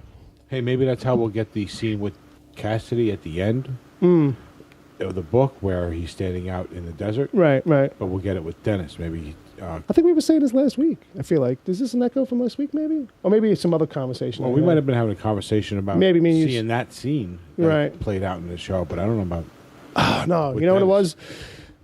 It was the after show call that I had last night, which was Ed and Agent Palmer on a three-way Skype Friends call. of our other podcast. Yeah. How did it go with the very Christian Ed? Well, let me wrap this up real quick, because we only have one other line here. Okay. And basically, it's just Hairstar telling him to think about it.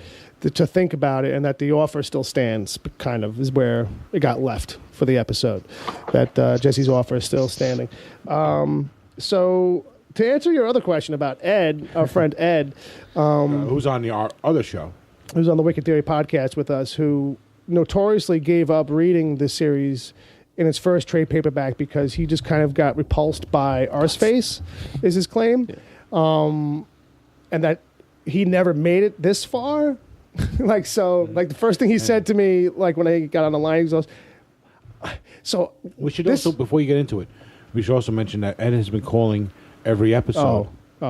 Texting during commercial breaks. Did this happen in the book? Where it turned into the regular bit where it's like, nope. Right. Now continue. So he calls up and he says, the first thing out of his mouth is, this is what the whole thing was that we've been waiting for? This is it? This is, and he's kind of rocked by it, you know what I mean? So I was like, well, which got you more? The opening sequence or Humperdew? And he was like, oh, Humperdew. He's like, the opening sequence, he's like, that's fine. We all know Jesus was a player. Like, we all know he was a ladies' man. Like, let's not kid ourselves. I mean, seriously, though. Like, he had clout back then. You know what I mean? He was the only dude around that had clout. Like, nobody else had fame. Nobody else was making mixtapes like my dude Jesus. Like, he was the only rock star. I mean, think about it. That dude just came into rooms and started flipping tables. Like, who's getting more attention than that guy? Listen, if you're fucking turning water to wine, you better be getting some pussy. Yo, you are the most popular guy. Every place you go is a party if you could turn water into wine. There you go. That's it. And there's enough bread for everybody. I mean, it's only bread and fish, but, it's, 2,000 years ago. That's all you really were into. That's all there was to eat. Fish, bread, and sand, I think, is pretty much how the diet goes out there. But point being that, as far as Ed goes, just that, it was funny to hear him not really kind of be... So I'm like, all right, then. You could have gotten through the books then. So what is all this resistance to it? I was like, see, now that you've seen it and you know, like me and Palmer broke them down, like now that you've seen it and you know what's in the book, why not pick up the books and get on the fucking bandwagon here a little bit? You know what I mean? And you can come on the show, because that's still the rule, Ed. Is he gonna? I don't know. We'll see. I was like, the books are around. You can borrow them. But this raises like a good, after episode... Sure, because that's where we are now. We're in the pre-wrap-up after episode phase point. Where, do you guys think that anything that happened in this week's episode, whether we think it's blasphemous or not, you think it's going to turn anybody away? I didn't see a lot of backlash on news articles on my phone today, or on Facebook or anything like that. I actually saw, not to step on anybody that was about to talk, I apologize, but I actually saw a few on Twitter when I had like searched, preacher stuff, blasphemous, all that type of shit, to try and see how many people were actually outraged by it. But there were a few at that point. But so I did a Google search, and I did a Google search for news, and it turns out like 2 hours before we went on air, an article finally broke on Fox News, and and it's really just Fox News? Yeah, and it was really just kind of like their regurgitation of somebody else's article, which was actually kind of like a recap. Like they definitely watched the episode, the original article, and you can just tell because it's like not a hot mess like the Fox article is that cites that other piece.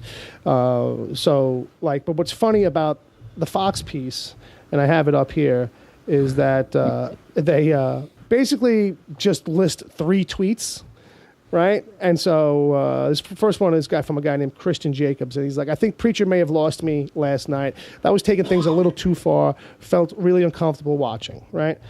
The next one is, I don't even know why they have it in the article, because they must have not proofread what's going on here, because the guy goes, the use of dirty little secret in Preacher is making me uncomfortable. Also, is Tyson literally playing Jesus? I can't.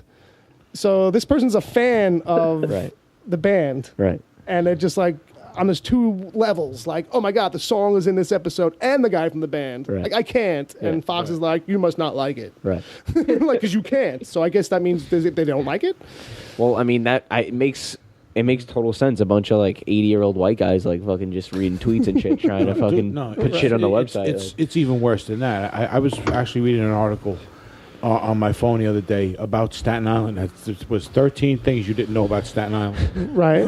All right. Real quick, I promise. Oh, okay. All right. So the short thing about this article was that everything that they mentioned was wrong. Like, okay. They mentioned Cropsey happening in the 70s. I got you. Cropsey was in the 80s. Right. They mentioned the garbage dump closing in 2001. It was closed in the 80s. Right. And and that was while talking about how the size of the new park that's opening up, and they didn't think to actually say, okay, wait, how many years do you got to wait before you put dirt over garbage and call it a park? You know what I mean? Depends on who's writing the rules. In 2001, it was like 50. All right, so 15 years go by and it's good. No, it's like it's decades. So right. You know what I mean? There was a lot of these articles online. So people, they just kind of, especially when they're regurgitating from another article. They don't even check. They don't even try at all. Editors don't do their job. No. So the original article is actually on a site called newsbusters.org. Oh wow! Are these written in crayon on the screen? No, they're written in conservative stress and blood. Like, this person's got like exchanges of dialogue from this episode and stuff like that. Sarah, can I just be a journalism professor for a second and say Newsbusters is not typically considered a reputable news site? Okay, go ahead. Let me ask you a further question. Well, that makes complete sense. Dumb. Is Fox News considered a credible news? By that same do you want to standard. another 3 hours tonight? What was that? I would not advocate turning to. You know what? Let's not. No, it's not. Okay, keep going. So basically, it's as you might assume from a website that's conservative leaning, that this is an atrocity, basically. But they wrap it up for religious reasons. You mean, not political reasons. They're not one and the same anymore. Let's be clear. But everything's an attack. Everything's an attack in here. But one of the key rebuttals though is that it's times like these that actually have me wonder why shows never think to touch on Islam, since they do have a prophet who is more than a little promiscuous. Okay, I don't really wonder why. That show would practically write itself, but it would require equal opportunity religious scorn, just about the only equality liberals don't stand for. And I tell you this much, because I know conservatives would lump someone like me into liberals, that I'm down for that.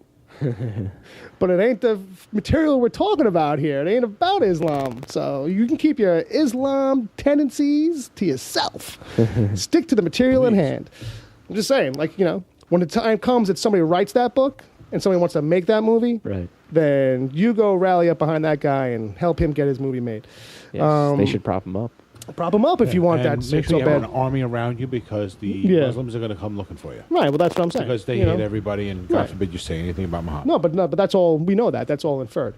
But if this person really wants to back up somebody one day that gets the cojones to do that, they like to point it out all the time. Oh yeah. But the time comes where that person wanted to do that, half of these people wouldn't care enough about that message. Yeah, well, they don't need it past pointing things out, because it's never going to be them that does anything. What do you got there, D? I think this is a Wicked Theory podcast brand show, and I'm pretty sure one of the only two rules under that banner are no politics. Right. So this is borderline now. Oh yeah, we're starting to. I believe we're like really into it at this point, and I think dudes. I'm Homer Simpson into the bushesing right now. Nope. Yeah. Nope. Just melting into the background. I will say, regarding the blasphemy thing, my thought is, if you're watching the show this far, and if it hasn't bothered you up until now, is this really going to be what makes you say, I'm out?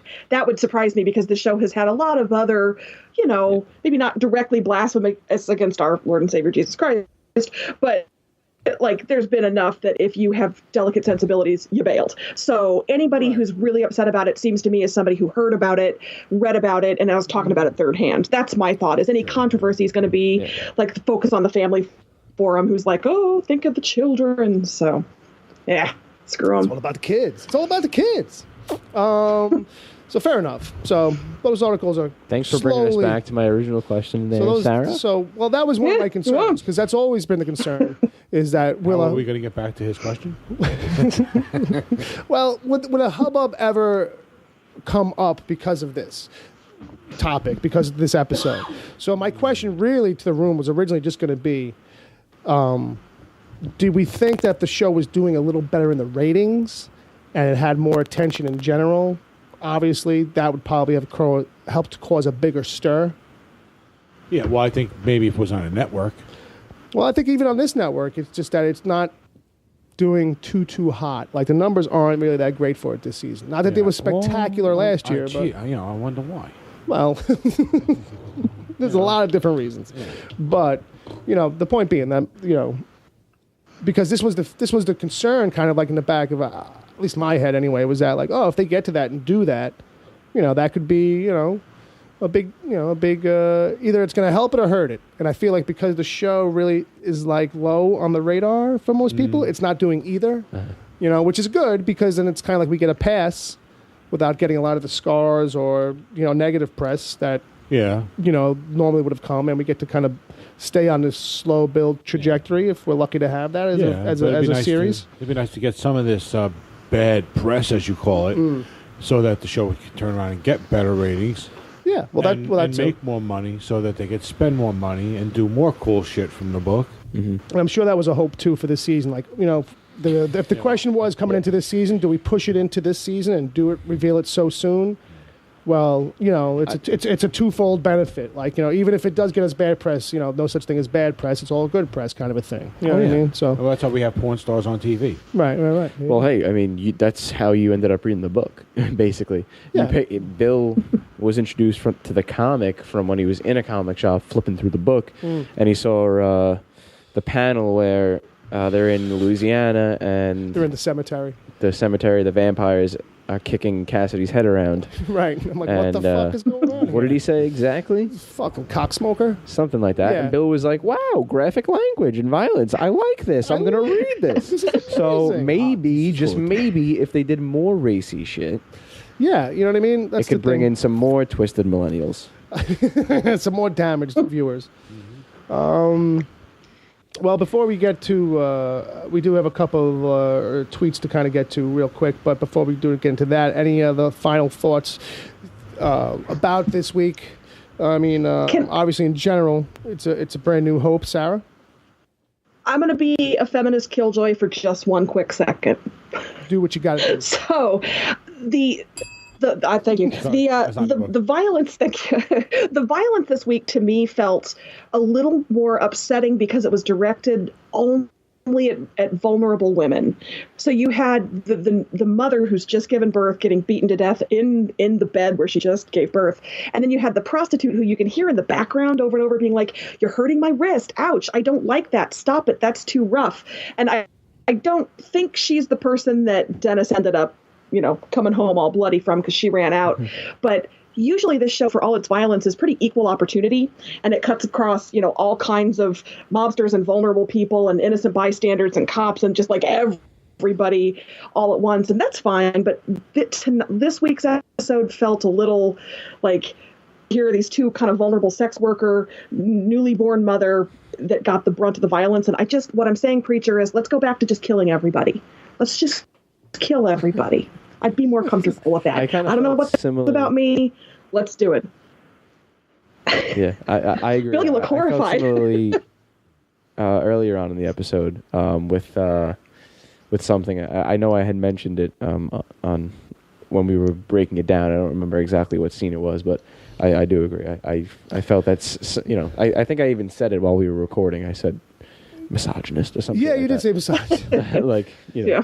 I don't remember exactly what it was to, but there was something that one of our main characters said to another character that triggered that in my head. I think we got to remember the one thing, like, you couldn't have Jesus having sex with anyone of note from that era.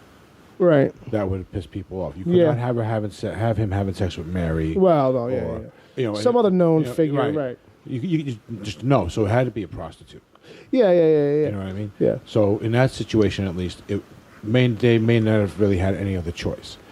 So it may not be all just about this misogynistic thing. Well, I think it was probably one of these things too, where it's like, I think she's just pointing more not towards that, but just towards the actual violence that ends up being done. I mean, that's more what her point was. Yeah, not to put words in her mouth. I think what she's saying is it's obviously not like some intentional thing. It's just that happens to be that when you look at it all objectively, that's the way it goes down. Absolutely. And something to notice because there was just there was just something icky about a sex worker saying, "Ouch, stop it, that hurts," and it kind of being pushed off and ignored and played for laughs, and that's it's a kind of danger. Oh God, I'm really bringing the tone down. I'm sorry, but it's just kind of a dangerous way to show sex workers. But and I think with Jesus's baby mama, I don't think she was a prostitute. She talked about her husband not being home. She saw him in the market. I think she was just some lady who's like, I want that guy who's turning the water into wine. He's cute.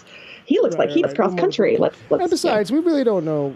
Not to belabor the point, but we really don't know if those girls that they're hooking up with, Cassidy and Denis, are truly whores or prostitutes. They could just be dumb. That's true. That's true. Who are just like, these guys seem cool. That's a good point.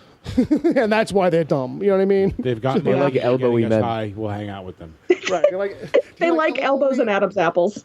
Elbows, Adam's apples, and turkey giblets, turkey chins underneath old men. So basically, speaking of Denis, as always, giving it up to Pip Torrens because he's the best part of the scene. Everybody in the Grail is amazing, but Pip Torrens just so droll. Like any royal family or Maltese puppy, problems with inbreeding are to be expected. I love him. He's fabulous. So what great casting. He really is. He's getting all the best lines right now. I hated him when he first came on, and now he's my favorite part of the show. Yeah, he's getting all the best lines. Where Cassidy used to get all the best lines. Cassidy's lines aren't even that great right now. Yeah. He's got good lines still, but the best stuff for the episode is just so offhandedly rolling out of Airstar's mouth. Well, that's kind of something that I'm afraid of in these last 3 episodes. I feel like it's going to turn into the fucking Star and Jesse show. You know what I mean? Like this episode, threw me a vibe where it was like. I think I might have even said it off mic earlier to you guys. Like, a big takeaway from the episode for me was that just the overall tone of the way I received his character Star in this episode was anti-hero-ish. Gotcha. Where he's kind of got good intentions, and to a normal viewer that hasn't read the comics, that knows what his real deal is and everything, right. might think that he's going to end up helping them at some point. Right. Oh, Jesse's going to turn around. Right. So there might be some kind of redeeming value in Airstar's point and reason. And this is something that it all follows logic, right? I mean, and that was something that I was afraid of going into before the show even started, because I knew that they, for budget reasons, weren't going to be able to do. And shock value reasons weren't going to be able to do certain things with his character that make him the character that he is. So I don't know. I just hope it doesn't get misunderstood by our average viewers. So that's why I got to listen to our show, because we'll fucking fill you in on that shit. Is that why? I mean, we'll fill you in on a bunch of shit. We'll fill you in on why Staten Island got fucking shafted in that article Bob was talking about. We'll tell you about some... You never know. You never know what we're going to tell you about. It can go in a lot of different directions, obviously. All right, so real quick, I want to kind of read a couple of tweets we got, because I put out, hey, what are your thoughts on this? So from Snot Girl, who was actually Fawn Leibowitz. She was listening a lot last season. She's been listening a lot this season. Basically, we kind of covered it already, but Denis is heading for a terrible fall, don't you think? Maybe Cassidy might have to kill his own son to protect others. And this is a theory that we feel like is obvious. He really can't get by that seems to be the way it's going. Either he'll make some kind of half-ass sacrifice of killing himself for the greater good, which is more of not for this character. That's more doesn't seem that way. He seems so selfish. Yeah, that he'll have to be stopped, and that's what's going to happen. He's going to grow increasingly to be a problem, and I really don't see any other real way out with Denis. It's I can't imagine it'll all be good and it'll just be okay, Danny, I'm leaving. You're on your own, boy. Ta-ta. Yeah. I just don't see it. No. What if Jesse uses the power line? Well, I mean, that could be it too. To do what? Just to shut him down one way or another. Be good forever. Yeah, don't be an asshole. Don't be an asshole. I just hope they kill them all, really. Yeah, me too. That's me personal too. Or just tell them you've developed a taste for cow blood. Right. Only that kind of stuff. Right. Even that would only cows rub from me the Montana. Out in the middle of nowhere. He does feel really slimy, that guy, though, as Denis, Vampire Denis. I'm just he should have an ascot and a smoking jacket, I don't know. I just feel his whole character, his whole being on the show just rubs me the wrong way because I'm such an originalist. Like I'm such like a fucking originalist with the show. Like, it's like one season and done with a guy like that. Basically, like not even one season. Like just have him pop up. Like don't even have like I didn't even want him in it from the jump. Right. But the fact that he's in it this long is kind of dragging me along. It's really, like I said earlier, it's really only that and Tulip's storyline where that's gone. That's so. I'm ready to get out of New Orleans. Yeah. Got another one here from. I'm ready for Tulip to die. I mean, it's got to go there, right? Well, that's true too. The only problem is this Tulip's got to come back. If they're going to follow the book, Jesus, can't win. Well, they don't have to follow the book on that. Oh, suddenly. I'll be okay with that. That would be the one thing that we don't want them to follow the book on, and they would follow. So they're going to get some other. So season 3, we'll just start with some other girl, Petunia. Or some other flower name. Sure, and just have her be the personality of the Tulip from the book. From the book, and we'll just get used to calling her Petunia or whatever. Right? I got you. What's the Cyclops girl? What's Tulip? her name? Tulip spelled TWO. Lip. Right, I got you. Tulip. Gotcha. What was her name? Yeah. What was it? The Cyclops girl from Angelville. Lori. Lori? Is it Lori? I'm gonna marry my cousin Lori. I think, or my sister Lori, something like that. Yeah, right? yeah. That's because I've seen the panel more than I've seen it in the book because the panel floats around the web. Yeah. So here's an interesting tweet response to the question of, "Hey, we're going to record. Does anybody have any questions, thoughts, or stuff like that to share?" Cool. Chloe Hammond wants to know, how did you keep straight faces? Did you laugh and ruin scenes often? So I'm not sure which one of us is actually on that show, but... Well, they might be asking you about your Bar Carmen. Oh, is that what it is? My one TV appearance? Well, if that's the case, I'll say it was really easy. I got lucky. Bill was on TV. I did all my goofing around in between scenes. I made about $600 for because I was nervous as hell when the camera was on. So there you go. It's really a couple $100. That's it. I think I got $800 for the day. And got paid from work for the day because I had sick day. All right. So is the preacher borderline Antichrist? I'm not even sure what that one is. So who's that? This is somebody named Exile. Okay, I expect nothing less. No, I don't know. I don't know what that really how they mean that in a. No, well, let's just answer it in a literal sense. Okay. I guess he's not the Antichrist. He just happens to possess something that has both good and evil in it. You know what? That's actually a good point because I could see maybe some people that aren't familiar with the comic maybe thinking something similar to that, where it's like, is this other being, like, just because there's another being, does it have to be anti-God? You know what I mean? Like, does it have to be the opposite of good? I'm not super well read on what the Antichrist biblically is said to be like, or apocryphally or whatever. But I want to say it's charismatic. It was supposed to be Barack Obama too. Like every president is the Antichrist, I think. That's true. But charismatic, smooth talking, appealing to people, convincing, suave. And I mean, I guess I could see Jesse possessing. He's handsome, he's charismatic, he speaks well. Maybe I could see that, but I don't. That's not where I see the show heading. I think you just watch too much Lucifer, really, is what it is. Charismatic, smooth talking, handsome. You're right. I'm thinking about Lucifer Morningstar. I think you just love that actor that much. Dang it. That's really what it is. Premiering this fall on NBC, ABC. I don't know which Fox. Ask Ed. That's a Fox show. Sure. Yeah. All right. Thank you. You could hear Ed's recaps on that on the DC TV report over at the Wicked Theory podcast. What? Look at you dropping stuff. Dropping plugs left and right. Well, I mean, someone's got to say something, right? That's true. I was just looking over to see if there was any more relevant tweets to get us through here to the very end. It's not over yet. No, well, I mean, we can wrap it up. We're going to wrap it up. I'm just looking over some stuff here. Because I felt bad, 'cause last week I missed. I totally forgot. So now I'm, like, being too cautious about missing stuff. Oh, that's right. Do we want... Apple Stone wanted us to evaluate Humperdoo's art book. I will say I might be the most qualified to give out an art critique on this. You definitely are. I will say that for a 7-year-old or under. For a simpleton. Yeah, he's coming along nicely. Yeah. I like the simple use of a very basic color palette. I think of 2, maybe 3 colors. I think there might have been some red in there. And dogs. I mean, dogs are great. And he's really capturing the essence of cuteness with those puppies. The big eyes, the triangle nose, the splotches. I liked the way that he really played with form and scale by making the dogs real big and the people real small. It was a clever use of space, I thought. Yes, that's true. Negative and positive space. That's right. That's an artistic term.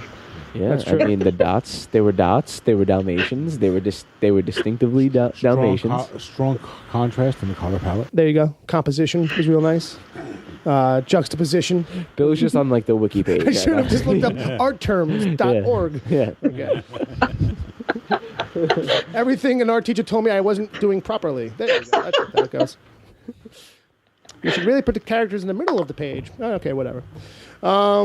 So I think that's really going to wrap it. I'm going to go check out the email real quick. Let's see if we can vamp for another moment or two. Do you need more art terms? Go. Bob, I wouldn't want to keep you up, old man. I'm just kidding. Well, hey, it is getting late. I got to be up at 6 a.m. So. That is true. It is almost 6 a.m. right now. But, yeah. So I think that's going to wrap us up for this week. I think so. But just let me open up the old email account. If it was just moving a little faster, that would be nice. But it's 2001. All right. So but, the dial-up that we have. While we're waiting for that, sure. You can find Bill on Twitter. You can find me on Twitter. Are we all waiting to hear you've got mail? That'd be great. He's dialing it up right now. Well, how about this? Thank God there was actually an email in there for the show, because if we stalled for nothing, that would have really sucked. So we have an email from Chad Rose. Whew, thank you, Chad. All right, and it's for Preacher vs. Preacher, not the other show. Oh my God, there's an attachment. I'm not opening it. Okay, question number 1. Why did Denis wait till they were in a public area to make his bloodlust debut? That's a good question. I think he's just out of control, man. I think it's just a way of the show to trying to show him escalating. Right. Yeah, and it's just First he says no about turning down the radio, and then he's got the girls in his room, and he don't care about her. Mm-hmm. And then he's out there, Because remember, these things escalate. That's what they do. That's what they do, Jesse. They certainly do. Question number 2 from him is not that it wasn't a good opening, but did we really need it for the story, or are they just trying to get edgy and pull in viewers? And I'm going to agree that it wasn't completely necessary. It's one of those. I think it's just Rogan being like, yes, I'm crazy and I'm stoned and I want to do some funny shit. It'd be nuts. I can't do a Rogan. But yeah, that's kind of like what it is. It's one of those things where you're in the writer's room and you start to kind of just daydream a cool scene, and it's like it becomes a thing you can't not do. Because there's a lot of that goes on in the show. That's how it feels. And believe it or not, like if you haven't read the comic, like they didn't do that in the comic, really. Yeah. Like that wasn't even like whether or not it was a thing where they were scared to do it because of trying to. It's just explained, and then you meet Humperdoo and his sister and their little baby. Right. So it's not like they needed to do it, really. There was another one I forgot. You're right, but it's not like they needed to do it. Yeah, it's a mentioned and inferred thing. They decided to do it because this show just feels like it's got to add stuff. You know what I mean? They should have showed the whole family, the brother, the sister, and the baby, and have them all fling poop. Season 4, it's coming. It's if coming. we get to it, Sarah, what do you think? I am so far beyond being able to predict where this show is, what's going to adapt from the book and what it's not. I'm just waiting for TC and Jody. I'm in it for season 3. Well, let's wrap it up by kind of covering that real quick. Chad Rose, thanks for the email, buddy. Send in another one next week, please. Thanks. We need at least one official email, and if it's yours, that's awesome. We're getting real close to it. The preview had some Arsface. We'll be getting some Arsface next week, and Hitler. Yeah, I hope to God we get Out of Hell finally. It would be nice. Yeah. I think we're just going to get like a finale that's just going to wrap up every storyline, though. Part of the problem with this show for me is that there really are too many storylines that have been created for the show that have absolutely nothing to do with the book. Yeah. So after a while, it's just like a jumble of shit. It seems. And I don't mean that in an insulting way. It's just like a jumble of things. Yeah, it's a jumble of things. You know? And I think that's the thing that they kind of have taken in their own way, where like the book is kind of like that a little bit. It's a road story where some of these stories are like deviations from the main goal, from the main path. We get caught up in these other things and stuff. So I get that's why like maybe they want to do a lot of that. But like you're saying, sometimes maybe too much. Yeah. Once our space is back on Earth, season 3, season 4, whatever that might be, it'll hopefully not feel because it'll be together and stuff. It'll be more tied to each other. I just get the feeling that if they just said, okay, when it starts to feel like things are getting tiring, when you're writing that side story, it's time to move on. Yeah. In that side story. Yeah, well, that's the thing. And not try to push it for more because you have to. Yeah. You know what I mean? You're smart, you're creative, you'll come up with something else. Right. And I think that's the thing that happens. Probably happens in a writer's room a little bit, is where it's hard to gauge how it's all going to play out in the end from when you're breaking a story in a room versus it finally gets put on screen. All the performances and everything. It's like we didn't want it to be corny and drawn out. It didn't feel corny and drawn out in the writer's room, but I guess maybe it was. Like sometimes you just don't know until the end. True. But speaking of the end, yeah, it's not that they're doing a bad job. It's just that these things they escalate. They escalate and they affect. That's what they do. Overall, me and Dom just love saying that line from season 1. Oh, yeah. That Jesse line. These things escalate. That's what they do. I really got to get that on the soundboard. I'm shocked it's not on there. Yeah, to be honest with you. I mean, I got Carlito's way. Last call for drinks. Nice. All right, but I'd like to take this time to thank our friend Sarah for coming by. Yes, Sarah. Thank you. Always a pleasure. Thank you very much to have you. For having me back again. I always have a good time. Anytime you want to come on, Sarah. Well, not anytime, like every other time. Yeah, that seems to be the way we're doing it. We're kind of rotating. We don't want to overcommit either one of our 2 regular guests. Right. Yeah, but no, always a fun time. Always a great time having you on, Sarah. And happy that the show is finally starting to hit all cylinders. We're all pretty excited. We could all say that we're happy about where it's going. Yeah. This feels more like the show that we thought it would be. Yeah. It's always fun to talk to you guys, but it's extra fun to talk to you guys when we have a good episode to talk about. So there's always been something this season that has been fun to discuss. So well done, Preacher. Yeah. Well done, Preacher versus Preacher. Thanks, Sarah. Thank you. All right, so we people, like you too. So if people want to follow Sarah, and you should, on Twitter, it's Sara Netzley, SaraNetzley. And like I said, she retweets funny shit. So she writes her own funny stuff. And she writes her own funny stuff too. She's funny. She's informative. I'm just not on there enough to like really. She watches a ton of shows. Please, seriously, check her out. You can follow Dom on Twitter at Dom_Torre, Torre. You can follow Bob on there as well at Bob WTPC. That's right. I finally got it right. It's been a while. Woo. And then you can find this show. We gave that stuff out. Google, iTunes, Stitcher, and blah, blah, blah, blah, blah. But follow... Wicked Theory. Yeah, there you go. All the show. Follow the Twitter account. I just farted. I'm sorry. At Preach vs. Preach. I was unclassy. There's a lady in the room. I'm trying to work past it, but you totally acknowledged it. I didn't know how loud it was. I just felt like I had to. So yeah, if you want to hear this shitty show, you should follow us on Twitter. If you couldn't hear me over Bill's fart, it's Preach vs. Preach. Thank you. You can follow Bill on Twitter because he didn't mention it at Wicked Theory, and you should that's basically the same account that we have for that podcast, which is live every Saturday night at 7 p.m. Eastern. Mixler. Yep. Download us on your fucking iPhone or whatever. We got a YouTube channel, Wicked Theory Studios. Check we that do? Out. We do. No, I know we do. It's just we just never talk about it. That's why. That's the. It just reposts up the episodes. There's not a lot of original content on there. That's what I meant. Should probably just mention real quick that Mixler is mixlr.com.